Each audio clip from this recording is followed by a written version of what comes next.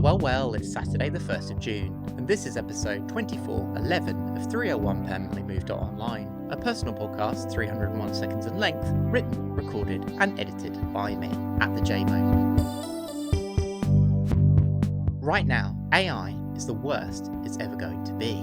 I don't say this with a sense of boosterism. One should always focus on what a piece of technology can do now, not what it could do in future. Most people I know who are deep in AI, like everyone else, think that the Google search rollout is ridiculous too. Similar to how everyone I know that was working in crypto during the NFT boom thought that was pretty stupid too. There's a massive difference between hype and reality. So it wasn't surprising to hear this week that only 25% of people in the UK have ever used a generative AI tool, and just 2% of those use them daily. I'm one of them. But then again, I was also one of the 2% of people who owned a smartphone back in 2009 too. Even folks who have used AI probably haven't used new models like Gemini Pro, which, unlike ChatGPT, has a context window of 1 million tokens. You can feed it multiple books and ask it questions about them. It's wild.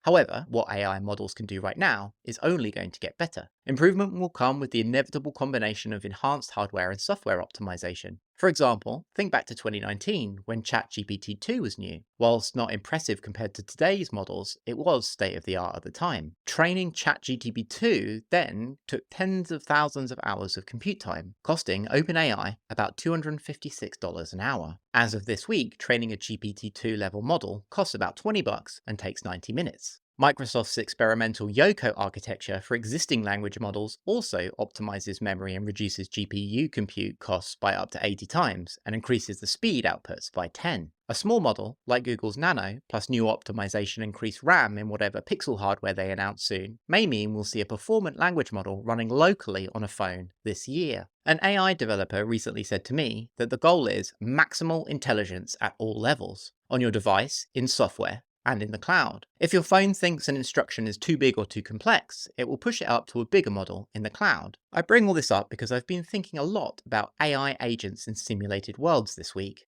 Here's 2 examples of what models are doing right now. Researchers built a 2D Animal Crossing-like town and populated it with GTP 3.5 level intelligences, letting them interact with one another unsupervised, and they organised a party together. Another experiment involved AI agents in a hospital simulation. The AI doctors inside achieved a 93% accuracy over 10,000 virtual payments on a subset of major respiratory diseases in the MedQA dataset. But simulating worlds on computers and populating them with intelligences is a very old idea. The Sims, one of the best-selling video game series of all time, has sold over 200 million copies since 1991, and Dwarf Fortress, the most intricate simulation game ever, has sold about 1 million, despite its UX being made up of ASCII characters. As models get better and cheaper, every time you hear about an AI, experiment, or simulation, I want you to think these 3 words: Little Computer People. Little Computer People, or LCP, was designed by David Crane based on an idea by Rich Gold and released for the Commodore 64 by Activision in 1985. LCP is one of the earliest life simulation games. Each copy was unique, with a serial number influencing the personality and appearance of the character. The little computer person lives in a virtual house that fills the entire screen. They have a daily routine, going to the fridge, watching TV, playing piano, etc. Sometimes they even go out and come back with a dog,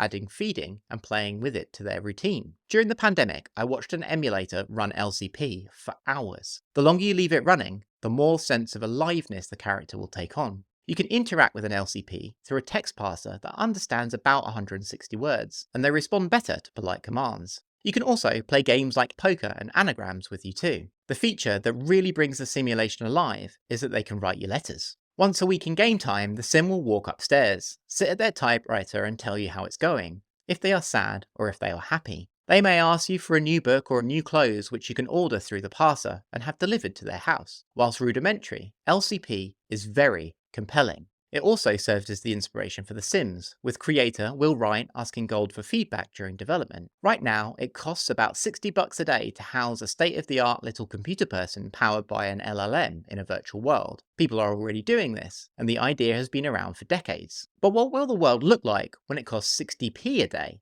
I expect we'll see a proliferation of compelling simulations of little computer people, Tamagotchi pets, or gardens with creatures in them, wind-up worlds fused with idle games that can be played for months and years. What if Farmville, but you pay an AI to look after the ranch whilst you're doing your own work? If anyone you know is building worlds like this with AI, please do get in touch.